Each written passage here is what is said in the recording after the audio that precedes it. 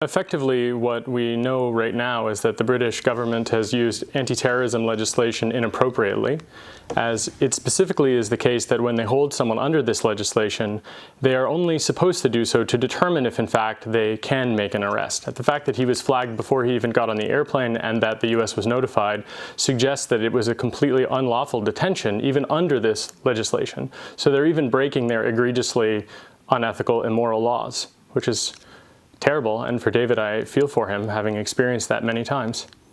Well, Jacob, can you tell us about your own story, your own experience? And in fact, in this case, you have particular insight because you've been detained, and also your partner has been detained as well, as also occurred to Glenn Greenwald. Yeah, I mean, so, to describe this process, this is a process of intimidation, right? Working with Der Spiegel here in Germany, where I am now, I would not want to undergo this process again. So I, for example, am not with you in New York today, specifically because these kinds of intimidation tactics, they work to a degree. And that is to say, when you're held in a room, told that you're a terrorist, your property is stolen, you are denied access to your lawyer, as is the case with David, these kinds of things, they really impact you. And they impact family members, they impact friends and friendships, and they, of course, impact the relationship with a source. It's extremely difficult to maintain source confidentiality and to be able to keep a promise, which is the core of journalistic integrity, when these types of things are taking place. I wanted to bring Gareth Peirce into this conversation. Gareth Peirce is the British attorney who's represented a number of Guantanamo prisoners. Speaking to us on the telephone now, can you explain what this Schedule 7, this Section 7 of the British law is, and how it was that David Miranda was held under this terrorism clause? From what one can judge, the stopping and use of the Schedule 7 provision of the Terrorism Act in his case is completely unlawful, was unlawful, is unlawful.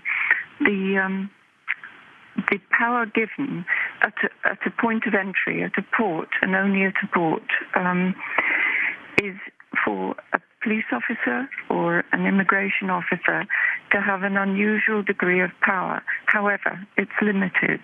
It allows that officer to satisfy himself or herself that the person he's examining is not directly involved in the instigation, commission of acts of terrorism. It's very specific, and that person has to be the suspect. It's an unusual power in that it doesn't allow the person to have a right against self-incrimination. It's the one point within the jurisdiction in which you are required, if you are the interrogatee, to answer questions on pain of a criminal penalty if you fail to answer. So you're required to answer, and it's for that very specific purpose. Now, if it's used for an ulterior motive, then it's unlawful.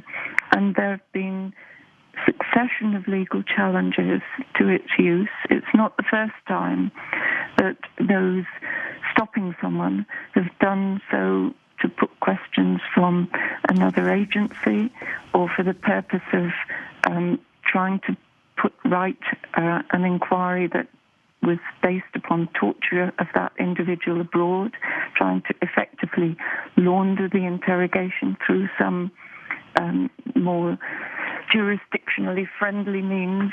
But the courts have said an ulterior motive, an ulterior purpose is not permitted. And it's absolutely clear, how can those who stopped Mr. Miranda, how can they possibly have said that they required to satisfy themselves that he was not directly involved in instigation or commission of acts of terrorism? Gareth Peirce, miles from... I wanted to go to yesterday's news conference at the White House. This is a reporter questioning Josh Earnest, the White House spokesperson. You've talked about the Mubarak detention as being an Egyptian legal matter. You talk about Morsi, politically motivated detention. And then with regard to Mr. Greenwald's partner, you called it a mere law enforcement action. Given that the White House has never been shy about criticizing detention policies overseas, do you have any concerns at all about the UK's law enforcement action in this case? Well, what I can say is I don't have a specific reaction other than to observe to you that this is a decision that was made by the British government and not one that was made at the request or with the involvement of the United States government. So, but you're not going to go as far as to say it's wrong or is cause for concern. You're just separating yourself entirely from it. Well, I'm separating. What I'm suggesting is that this is a decision that was made by the British government without, without the involvement and not at the request of the United States government. That was the spokesperson at the White House, Josh Earnest. Gareth Pierce, if you could respond to that, and also this extraordinary story that The Guardian has just revealed, that they were forced to destroy the hard drives that had the Snowden documents on them, the documents that he had leaked. Well, I think that the attempted deniability of the involvement of our two governments jointly or mutually lacks credibility now at this point of time, given the primacy with which our intelligence agencies have been unlawfully conducting surveillance on all of our citizens. However, is an improper purpose if another government is feeding in questions and obtaining the product of those questions for purposes that are not defined by the statute, and these cannot have been defined. But you can bet your boots that Mr. Miranda's phone was taken, its contents copied, any computer he had would have been taken, its contents copied, and even if they're given right back at the conclusion of the 9-hour detention, it's not arrest. It's not arrest. It's a detaining, keeping someone for the purpose of examining them.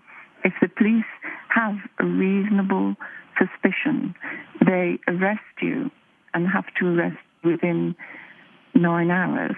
But that didn't happen here. And any challenge to this detention would undoubtedly involve a questioning as to the purpose. And if the purpose were revealed, as it has been in more than one legal challenge, to be simply for the purpose of obtaining information of a wide-ranging kind, that makes it unlawful and will be an interesting exercise were Mr. Miranda to pursue it from now on in. To the Guardian, maybe they are conducting a tactical manoeuvre. I know not.